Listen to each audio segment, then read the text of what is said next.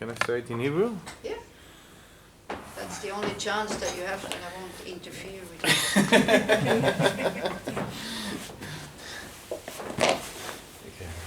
אז ערב טוב לכולם.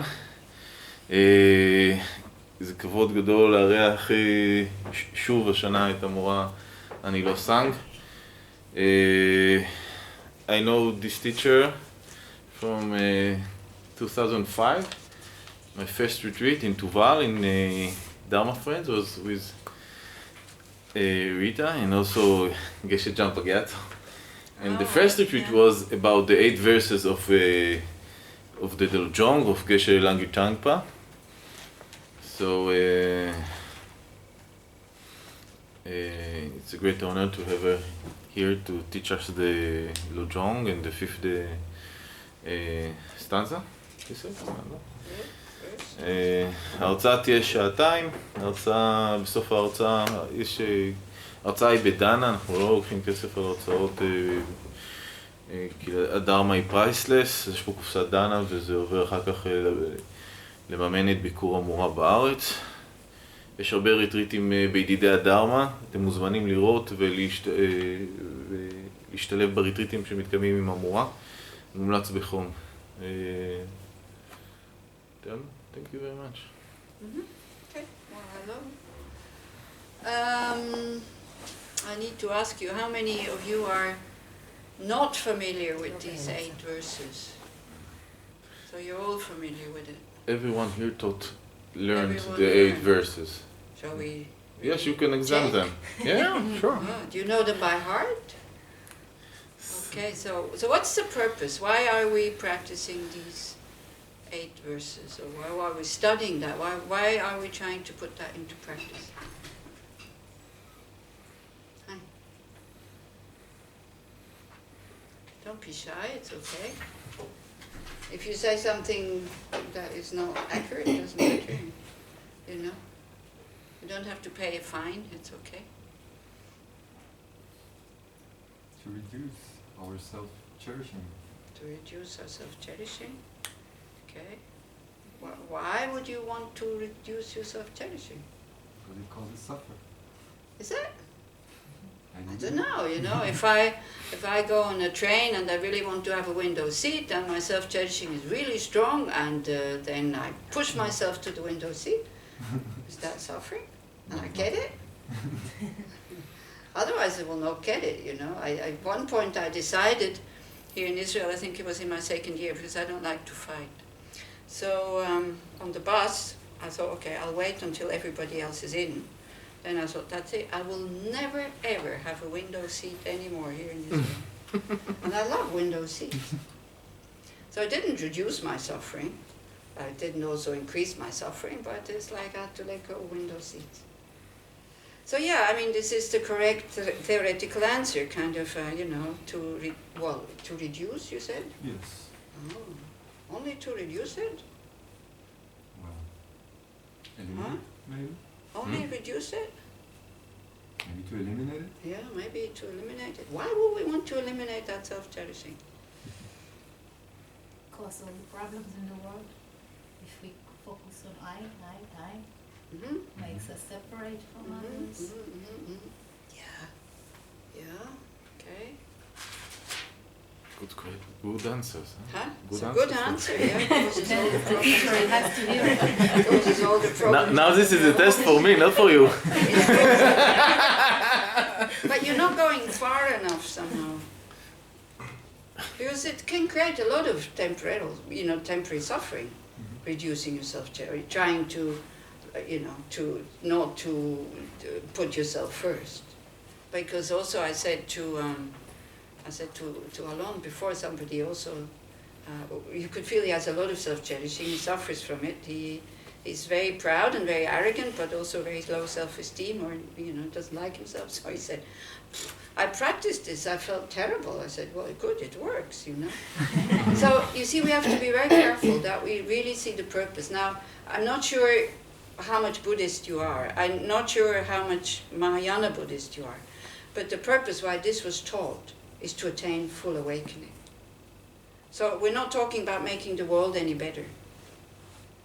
We're talking about getting out of samsara.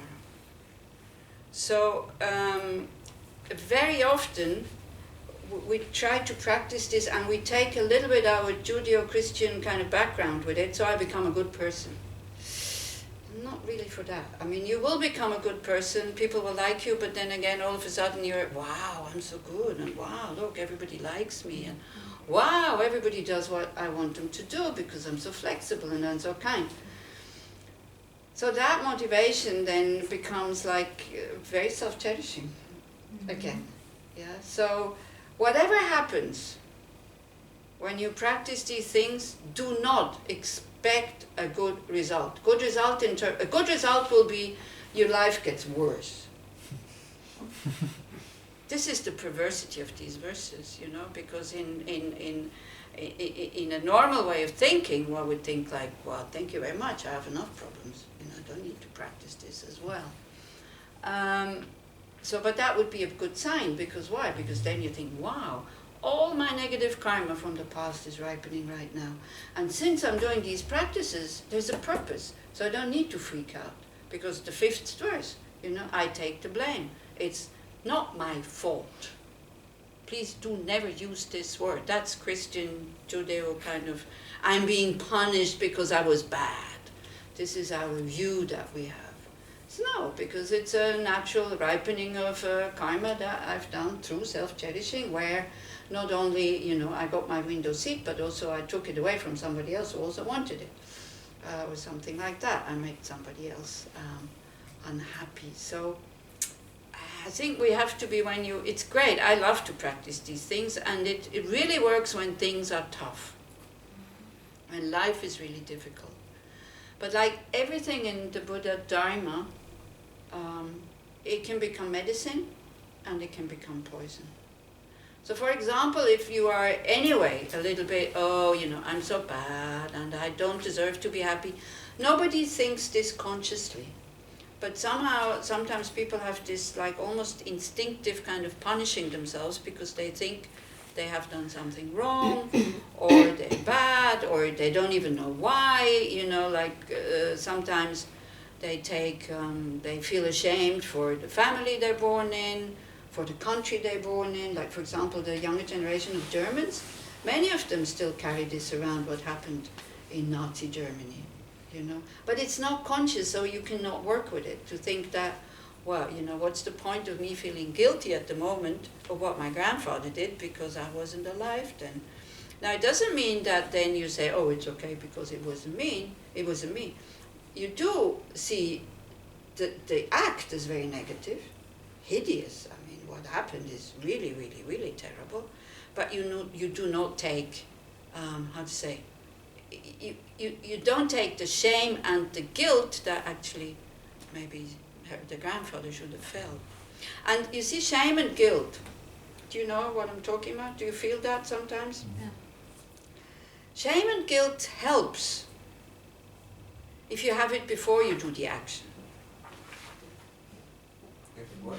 If you have it before you do the action. If you have it afterwards, it blocks you totally. Do you see what I mean? But how can you feel shame or blame before you do it? I feel an instinct of wanting to do an action, and I think I would be ashamed if I do this now. You know, you can call it intelligence, you can call it common sense, that something that prevents us from doing it because we know how we would feel at the end. Yeah, so we use that feeling of shame, you know, that, wow, I would feel terrible if I do that now. Yeah. So it's a good mental factor that we have, shame, but we have to apply it before we do the action. If the action is already done, you know, it's not much point afterwards. This is one of the afflicted emotion, right? Shameless. Huh? To be shameless is one of the afflicted emotion, right? To be without a shame.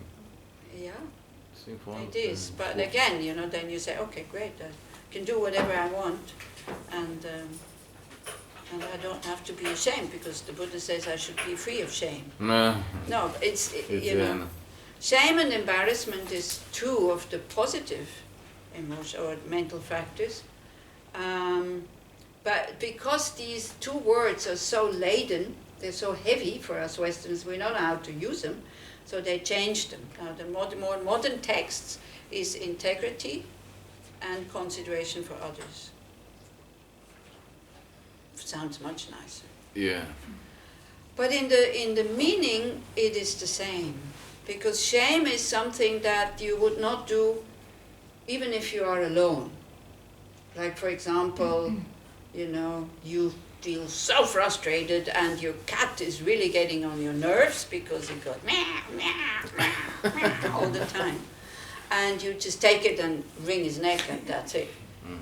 You know, this is, you wouldn't do it because you would feel ashamed if you would do it. So it doesn't matter if nobody looks at you. So that's shame. It prevents you from doing something. It's like, integrity. It's kind of translated now as integrity. You have kind of created or learned a certain code of ethical conduct that very naturally you don't do these things. Or if you feel like there's an instinct wanting to do it, something in your mind goes, no. So that's shame or integrity. You're somebody that people can trust. Honesty, for example, you know. Consideration for others is like you don't do it because other people are there. So then you say, wow, but that's being hypocritical. Not necessarily. I mean, there's certain things we can do, for example, farting. You know, you have too much gas in your intestines. It's good to let it out, but because it doesn't smell so nice. So when other people are present, you don't do it. When you're alone, you do it with a lot of pleasure because it really relieves the pressure in your stomach. So that would be consideration for others. That you don't release it. I think I put it another question in the test about. I put in a question in the text about this issue. You did. Now I will. Okay. What is consideration for others? But sometimes, you know, it really helps. Sometimes when we know that your best friend is, the best thing is, the best protection for ethical conduct is when you have just fallen in love, but the person doesn't belong to you yet. Like there's no, but you want to have attraction. Oh, you become so ethical and so kind and so friendly and so, you know, in the best moods all the time, and you really make sure that you look good and you behave good. Because why? Because, you know, non-ethical conduct frightens people. So if you fall in love with somebody and you want to go into relationship, if you show from the beginning a total unethical conduct, I don't think that person is interested in starting a relationship with you. So like that. So this is it's also kind of consideration for others. Of course, again, selfish motive. But actually at the beginning, using selfish motives is quite okay if it puts us on the right track. Then when we see, oh, feels quite nice to behave like this, then we can let go of that selfish motivation. Can I ask Alon to translate something? Yeah. shame זה בושה בעיקרון, אבל זה לא בהכרח מתאים פה לדוגמאות, כאילו, שנגיד לא תהרוג חתול עם ילל כל הזמן. בושה עם עצמך. אולי זה תרגום יותר טוב אשמה. אשמה? אשמה זה גם שם? כן. כן, אוקיי, אשמה, תודה. You know, there is like now, because, the difference between Asian people and people, us, who come from Judeo-Christian background. Now, Asian people, especially the Buddhists, they grow up with the view, what? What view? What view about themselves does a Buddhist have? What they learn from very small. Tathagata Buddha nature. At the bottom, I'm okay. My nature, by nature, I am okay. In Christianity, you don't learn that. You are born with some kind of original sin, maybe your ancestors and this and that, and you, or because Jesus was put on a cross. Excuse me, it was 2,000 years ago. I can't remember having been there.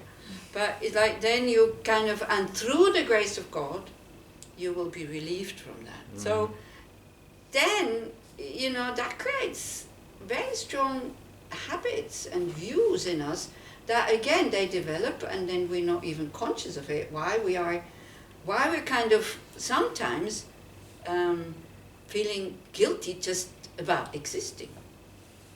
Or sometimes people, they have this almost habitual way of behavior that they feel they have no right to be happy.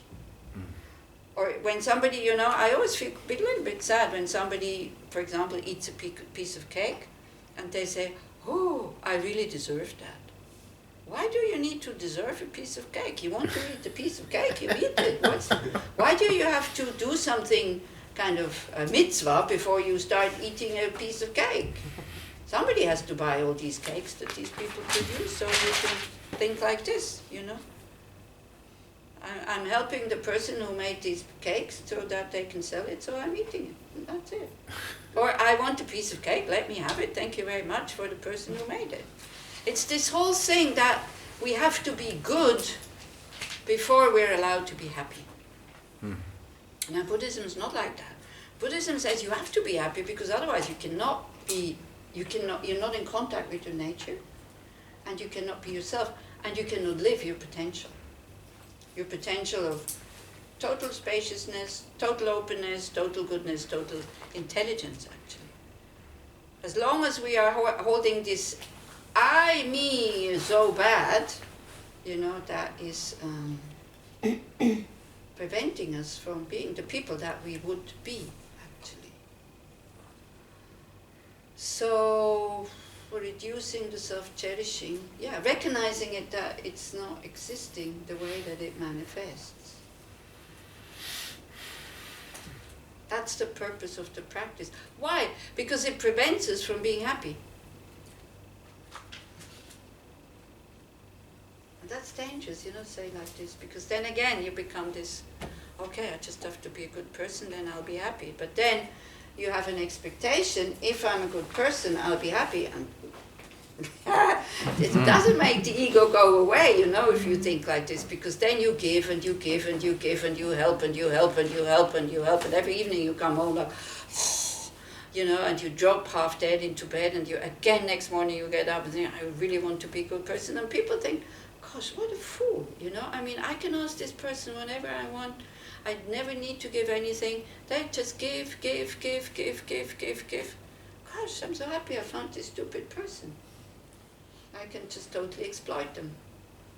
Then what happens after a while? If nothing comes back? Anger. Yeah. Anger about whom? This is a good thing. Anger, okay. Anger about whom? About yourself. About yourself, about the person. About ourselves. We think we're stupid. We're so stupid that we think we're stupid. So on one hand, we decided to be a good person, but we go too far. So we decide to be a good person, but we want something back. And if nothing comes back, or if somebody cheats us, we feel stupid, which is stupid. And so I had this story that happened to me. So in Tibetan Buddhism, there's something that is called 100 torma offerings. So you make 150 little bowls. Takes 2 hours, you know, out of dough. So the dough needs to be exactly in the right way, because otherwise either it sticks or it falls apart, and it shouldn't have any cracks. So it has to be very precise. So that is to pay your debts from past lives. It's kind of it's giving something to the beings who are reborn as spirits that are out to harm you because you harmed them in the past. So this is, I don't know how familiar they are with Tibetan Buddhism, not at all. So they they learn the philosophy like so they have all these, they have so many rituals that are psychological, but use our imaginatory mind so that the philosophy can start to live and can start to be. Yeah. Also, you mustn't forget, Buddhism, wherever it goes, it adapts to where they are. When it came to Tibet, it was the Burn tradition, which had nature spirits and all these kind of, you know, world. So then it adapted there. So that's why they you know, it's always about offering to these spirits, not to chase them away, because spirits can be very helpful, but it's to offer them, to appease them. You know, it's much better to give somebody something. If you have fight with your neighbor, much better to give him things than to fight and how you want to write and all this. You really want to make them peaceful and happy, then it's better. Anyway, I was making these bowls. And you know, it doesn't cost so much. It's like flour and honey and yogurt and this whole thing. So I was turning these bowls and I was saying, I don't know, it's a bit of a cheap way, you know, to repay all my debts from past lives. I was also doing the practice for the center, and I was doing it for a person who had really heavy depression. Because they say if you have heavy depression, it can be wrong, something with your internal system, because they say these, you know, it's not really, also spirits are empty from inherent existence, okay? But it's, you know, energies can affect your nervous system. So this is what it's all about. So you want to appease these energies so that it releases a little bit here. So especially when it's heavy depression, say it's like ripening of negative karma, so then you can do this. So I was doing it for another person, but also for the center. So I thought, hey, it's a bit a cheap way. So then the doorbell rings.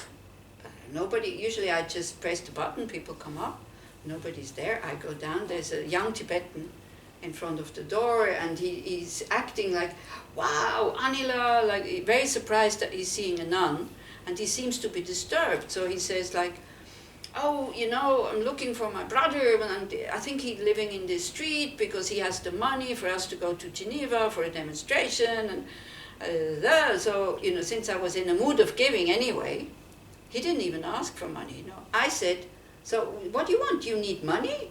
And he says, yes, because we need to buy the ticket, and I can't find my brother. Come on, I mean, I'm really stupid because he has the phone in his hands.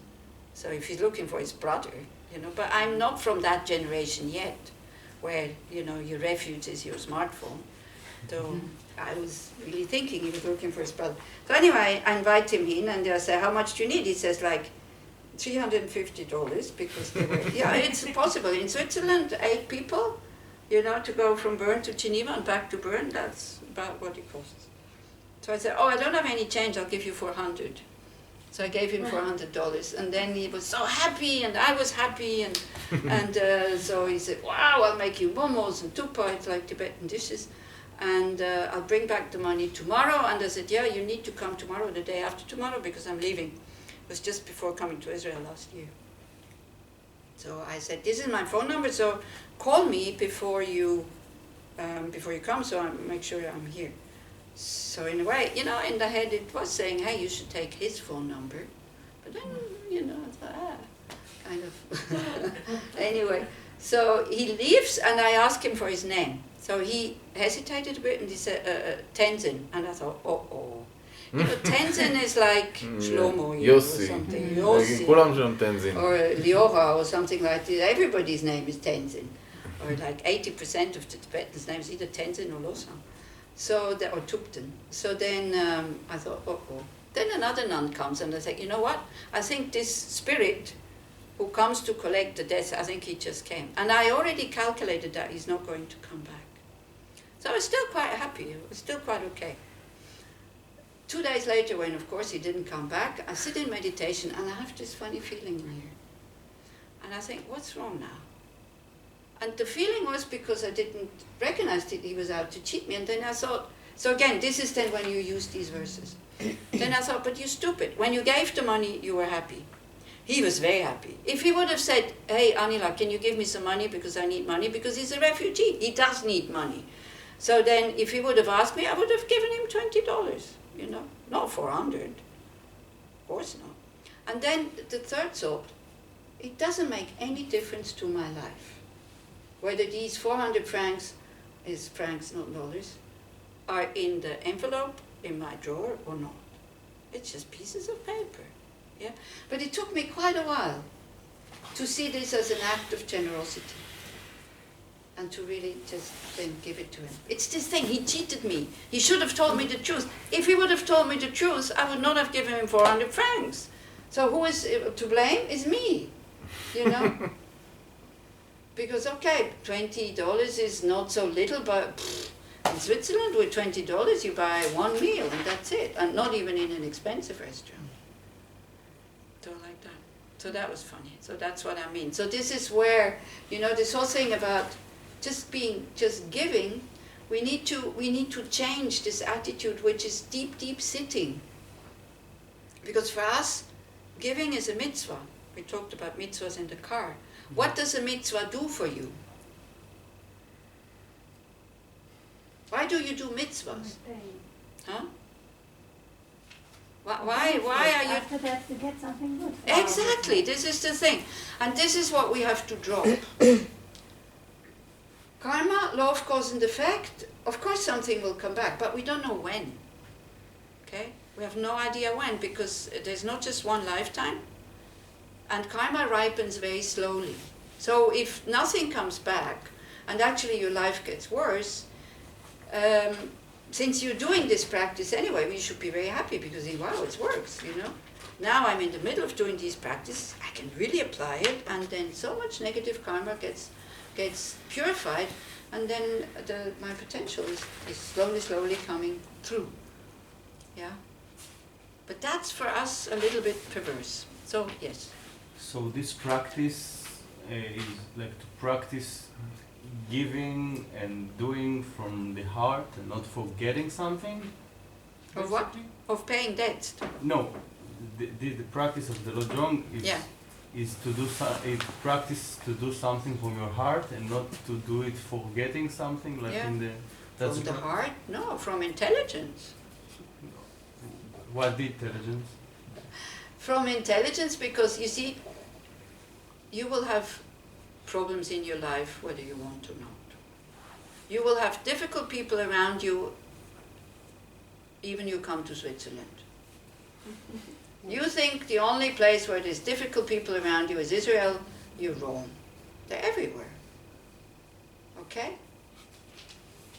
So usually we blame it on them, so they will be there. So if we have a way, a method to be able to, and you will have other difficulties in your life, not getting what you want, getting what you don't want, you have high ideals, you want to do it, it doesn't work, or things like that. This is samsara, whether you want or not, it's not satisfying. So but then here you have methods to transform this, to be able to bear it, to be able to be so strong, which is the 5th verse here, that you, for example, take the blame, even if it's not your fault. And this is what the ego doesn't want. So actually, when you say reducing the self-cherishing, if you practice this, it actually brings up the self-cherishing first. Because the ego rebels. It goes, are you crazy? Excuse me, I have enough difficult life, If I don't fight anymore, especially in this country, I'll never get anything possible. Gosh, if I see how people have to fight for so many things, I don't know if you really have to fight, but you do fight for so many things in this country. I mean, there's so many people screaming at each other. If you come from, it's not criticizing you, it's just a fact. You really notice it when you don't live here. If you live here, then maybe, because everybody reacts like this. I told Itai already the story. I was in the train station, and I had forgotten my Visa card to go to the machine, and I didn't have a small note, so I didn't have change. So I thought, okay, I'll go to the counter. There's only one counter open, Tel Aviv, Savido. In front of me, a really big, religious, pregnant lady with already 4 kids. And so she has a sheet of paper with 2 tickets stapled to it. And I thought, oh, this is going to take a long time. So I asked her, are you in line? So she said, she said something, and then she went. So then they started screaming at each other, and I saw it coming because I knew this is going to last. Then, of course, people start to queue up behind me because there's only one counter open. It didn't take half a minute. Already these 4 women behind me start like, Mase, only one counter open, blah, blah, blah. So I turn around because I had time. So I said to the woman behind me, I said, well, I think she has a problem, so this is why it takes so long. So already they have an explanation why it takes so long. Once we know why, then we maybe understand that she wasn't there for her pleasure, that there was really a problem. And then so I said, look, I'm not in a hurry, so if you want to go, when she's finished, if you want to go before me, you can go before me. The whole situation calmed down. She was so surprised. And then the woman behind her also turned around and said to the woman behind her, also, I'm not in a hurry, so if you want to go before me, you can go before me. Then a second counter opened. And then as I was walking to the track, this other woman, she came and said, oh, you're so kind. I said, no, I'm not kind, I'm normal. It's like, I have time, you're in a hurry, but she wasn't in a hurry, that's the other thing. I have time, you're in a hurry, I let you go first. I mean, this is the most normal thing to do. But do we do it? Do we do it when we feel from behind the pushing, you know, and it's not only one, it's two who push, three who push, four who push, they all go before you. Because then, sure enough, another woman came from here and went in. And then, you know, then you have to check your mind and your heart. How do I react? Then again, you take the intellect, the intelligence. I have 20 minutes. Even if 5 people are in front of me, whether I wait here in front of the counter or where I wait down on the track, it's the same thing.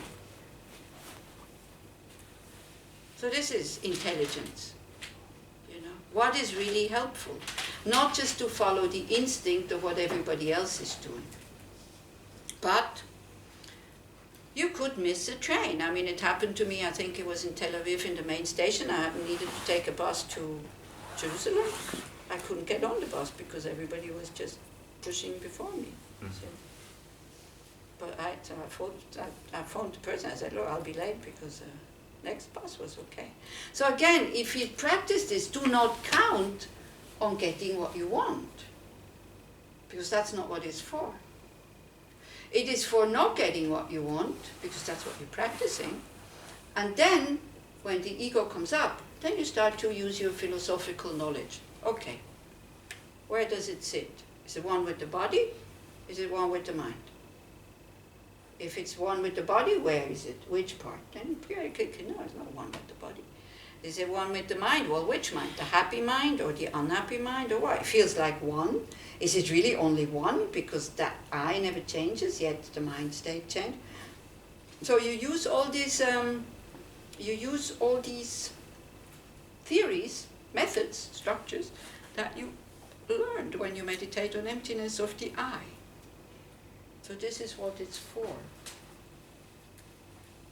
So we can then attain full enlightenment. But do not think that this is easy to practice. This is the thing. And, you know, the structure of this practice is such that it's 1 until 8. So it's built up in a way that if you do not practice the first few verses, then the next one will be even more difficult to practice, more difficult to practice. So first one, with the thought of attaining enlightenment for the welfare of all beings who are more precious than a wish-fulfilling jewel, I will constantly practice holding them dear. That's the first one. So then we start to see our instinct of the people are nice to me and the people who let me go in front. I mean, this woman, instantaneously, she liked me. She doesn't even know me. She liked me. Why? Because I gave her what she wanted, to go quickly to the counter. So we have to see not just those who do what we want, but especially those who do not do what we want, because they purify our negative karma. Now again, if you have that view, this is so dangerous, because then you allow everybody to do with you whatever they want to do, and that's not good for their karma. On top of it, it doesn't make them happy people. So what do you do? What do you do? Question. Anybody can answer. What do you do? How do you practice this? I think I'm not giving up on myself. Well, it doesn't mean when I'm helping others that is come on my time or my needs at the moment, which is mean that what I understand from this practice, that it's giving me thinking before I'm doing something, but it's not coming to make put yourself down and down and down. Exactly. And the balance, it's really gentle, because sometimes I forget if I'm really, really needed at the moment or not. And the question is keep running in my head. So I'm not really always know if I done the right thing or not. Sometimes I'm thinking about it after, as you said before, after is not helping. Yeah. It's a practice to first see that we are totally not practicing that. We are helping the people that are nice to us and are kind to us, or where we have a duty because it's family. Yeah. Like if, I don't know how many of you have maybe parents that are maybe not so kind and not so nice, maybe bitter, maybe dement, maybe need a lot of attention. I mean, how much attention you give, it's never enough. Still we go. Why? Because it's family. So if it's family, it's normal that we go. Actually, you know, this whole thing here is we have to learn that we're one family. Because if a family that functions well, and one brother has money and the other one doesn't, the brother who has money, he would give the other brother who has no money the money. Why? Not because he has compassion for his brother, because he's family. It's normal. So that's the first verse.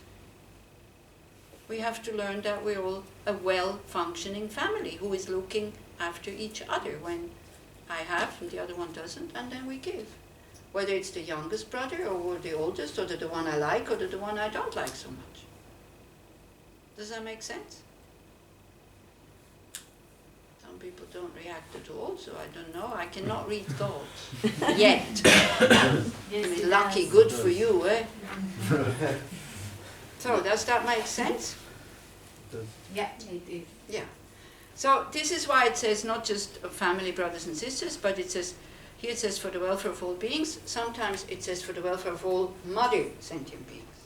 Like we regard everyone as if they would have been a mom.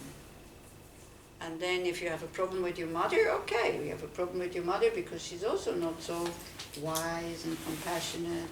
But she gave you this body, and with this body now you can practice, you know, for example. And if you look at, then just look at young mothers, because you can't remember when you were a baby, you're not aware of it. But look at how much effort and how much time these young parents give to their small children.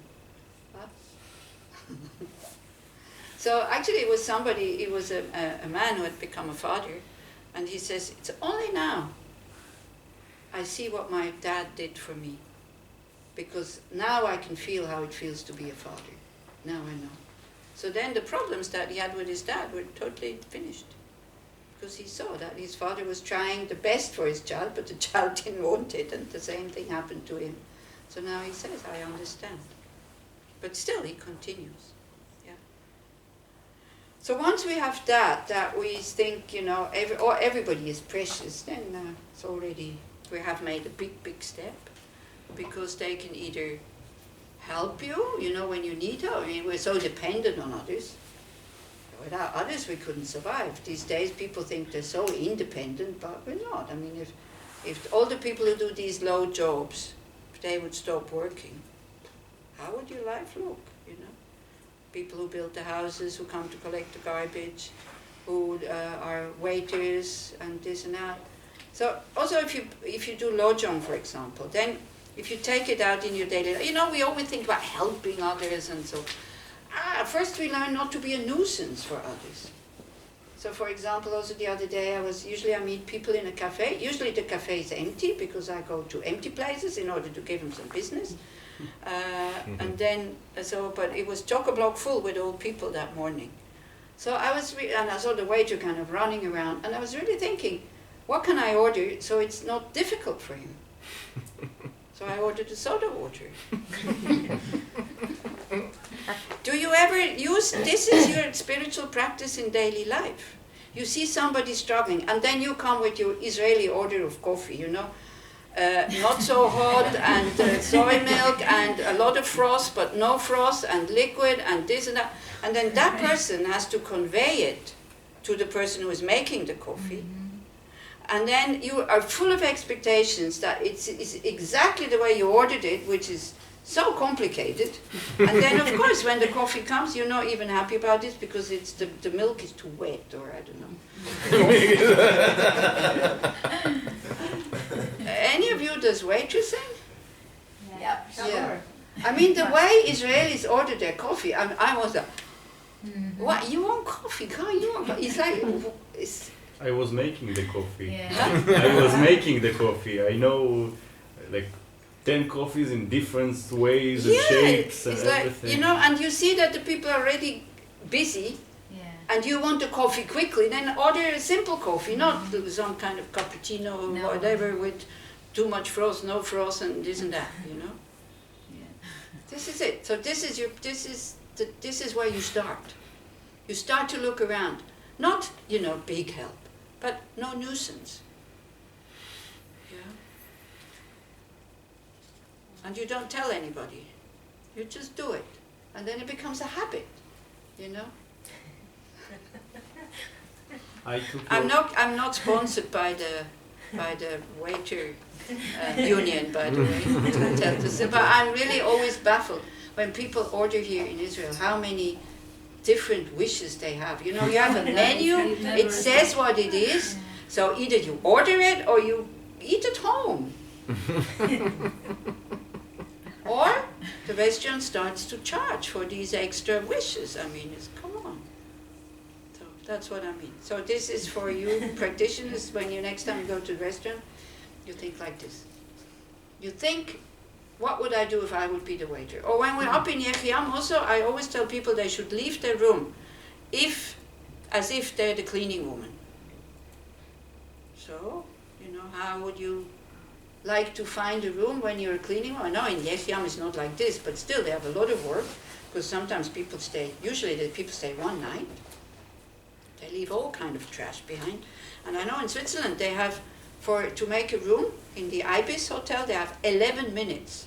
It's timed.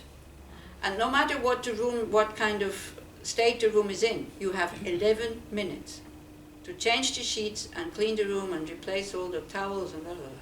It's not much. So the more you can help there, that's it.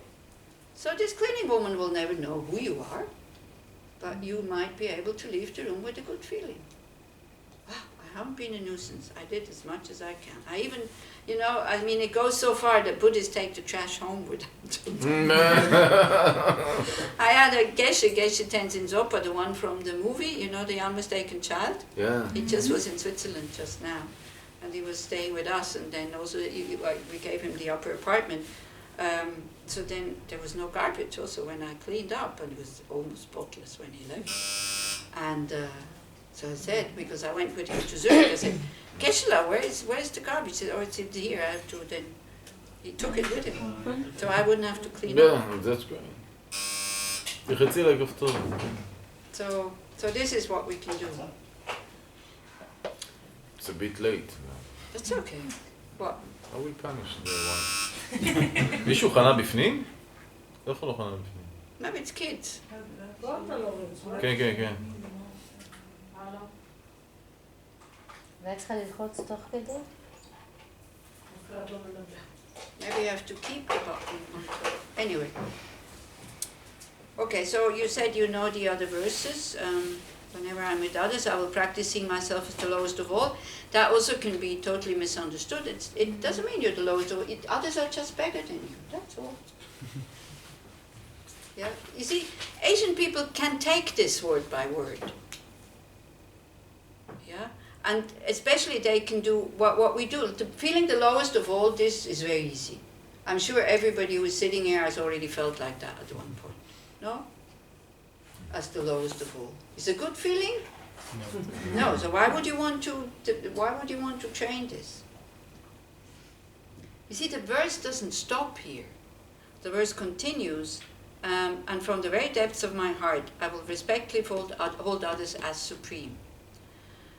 Respectfully. Respect is the key word here. When you respect somebody, you are totally protected from doing negative actions. You don't lie to that person. You don't scream at the person. You don't harm the person. You don't criticize the person. That's it. This is why we have to learn to respect people.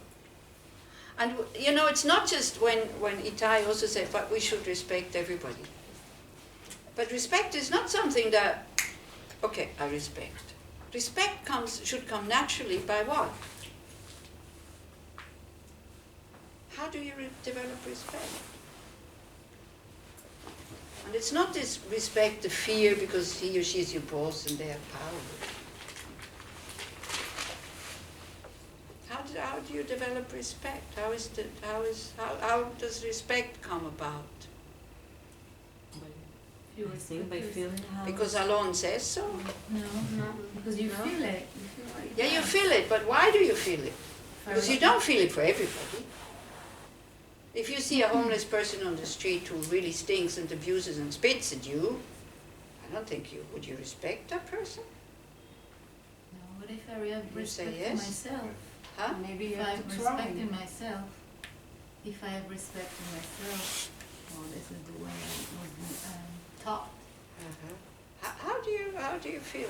How does respect? Because I want to get Put the focus respect. on him. Huh? You put the focus On him. On what? The good side. On his qualities. Yeah. On his or her qualities. And everybody has something they can do better than us. He was a child. He was a child like us. Yeah, but this we don't know. But if you look at somebody who now, what are they now? Like the homeless person. Why would you respect the homeless person?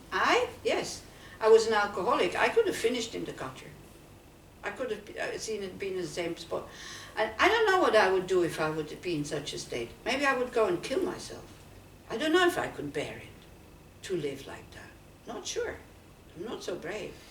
So I respect them for their courage to still be alive and to actually have quite a lot of humor sometimes. Some of them are really violent, some of them are really mad, and they do spit at you. Well, you know, then you see not that what childhood, but now he's in a bad state, so what can I do? And then again, we put it in perspective. It's just spit. I can go home and wash it off. He could have punched me. He could have broken my nose. It's just spit, you know. Sometimes it's just words. So what? Again, you know, because we respect others, we want them to respect us. They're not practitioners. Maybe they are. Maybe they're trying out where we stand with our practice. Who knows? Maybe it's your teacher manifesting as that homeless person abusing you and spitting at you, screaming. Don't know. But respect in general comes very naturally when we see naturally the qualities of somebody else. Mm-hmm. If we don't see them, then we can say, yeah, I respect you, but it's not something, doesn't have any substance. Yeah? So this is what I mean. So we have to, as you say, we have to very consciously look, what can they do that I could never do? You know, if you have ants in your house also, you can respect them by saying, they never give up. I close all the holes, and they dig a new one or, you know, find another one. They never give up. You can still try to then do something about this, but you do it with respect. This is what I mean. And again, you can be totally hypocritical about this, or you can really mean it. And also, if you want to learn something from people, then you have to respect them. Because otherwise your arrogance is standing in the way. And we had Namkha Rinpoche, not Namkha Norbu, it's another Namkha Rinpoche, who is, when you look at him, quite arrogant. The way he treats people, like the other day we had the Karmapa, and he came to visit friends of mine who are very rich and very, you know, big sponsor, and then these people visit. But he's also very generous. And so Namkha Rinpoche, because he was organizing the visit, he was there and he told us what to do and how to prepare. And then so Patrick wanted to go with his wife to welcome him at the cart. And Namkha Rinpoche said, no, Amala, kitchen door.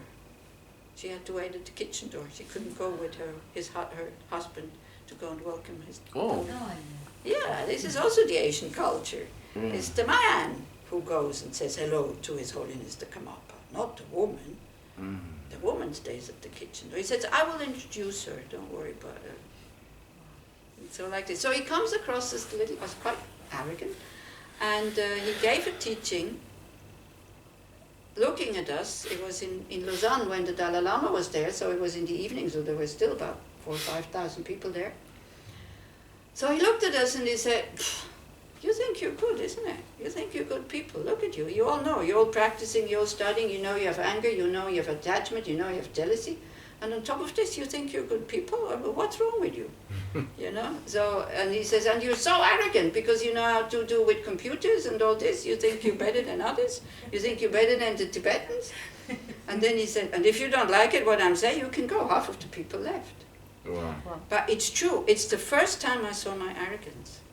How it is very difficult for my teachers to guide me because I think I know better.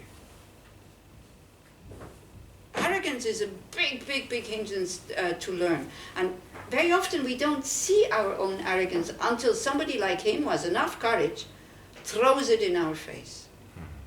I thought it was an excellent teaching. Most of the people complain, oh, I don't have to hear that. You know, I thought, what? But it's exactly what it is. He's right. The Westerners are very arrogant, and then we become very sensitive. They cannot tell us the truth. We run away. Oh, he doesn't like me. Have you ever had a friend who asks you, what really do you think of me? Please tell me the truth. And you feel like, oh gosh, I can't tell her. Have you ever been in such a situation? Because we see, because of what she doesn't want to hear what, you know, she wants to hear that she's wonderful and blah, blah, blah, and all this. Otherwise, if you'd say, she would feel hurt. We know that, so this is why we have problems telling people what we think of them. So when people ask me that, first, please do not ask me that, I don't like that question. But if somebody has the courage to ask me, then I say, well, one thing is I don't know you so well. If I don't know them well, if I don't know well, I said, look, this is my view, you don't have to accept it. But this is what I think, and you ask for it, so usually before I say, do you really want to know? Very often I make So it goes against our arrogance that is a hindrance. You know, like they say, on top of the mountain, there's nothing. The mountain on top is bare because all the water of good qualities runs down into the valley. And the valley is green, full of crops. So being humble needs a lot of courage. And you can also, you know, Swiss people are very humble and very polite. Why? Because they don't have the courage to be bold and demanding. And then their humbleness becomes again very manipulating. So, because they think, you know, when I'm humble, the other person will like that, and then they will give me what I want. So, we humble, you need translation? Yeah, humble. Enough. So humble is a great quality to see, you know, the more arrogance and pride can come from because you look good, because you're rich, because you're famous, or because you're very intelligent. Like the role that we give intelligence at the moment